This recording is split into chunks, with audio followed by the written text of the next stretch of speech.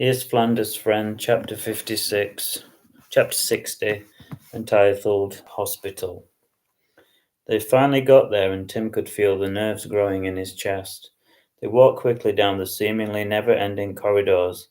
Then they passed bed after bed, and every face that they looked at reminded them of how lucky they were to be well. Emma held Tim's hand as they looked at each bed, and just as they were about to give up, they saw a familiar face. It was Arthur's. His head was bandaged and his face was tired, but he had a smile on his face. Tim ran over and he took hold of Arthur's hand as Emma sat by the side of his bed. She was tempted to ask Arthur what had happened, but she didn't want to upset him. She thought it would be better to hear him say it. Tim was not so patient that he couldn't contain himself. Who did it? He asked, letting his anger get the better of him. Arthur lifted himself up onto his pillow.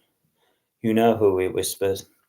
Emma stared at Tim and he calmed down a little. Smigger, said Tim, and he couldn't believe it. He knew that Smigger was bad, but he didn't think that he was that bad to hurt a poor old man. They stayed with Arthur until they had said all that they had said, and as they were leaving, Arthur spoke up. Hey up, he said, don't I get any grapes? Tim and Emma laughed out loud.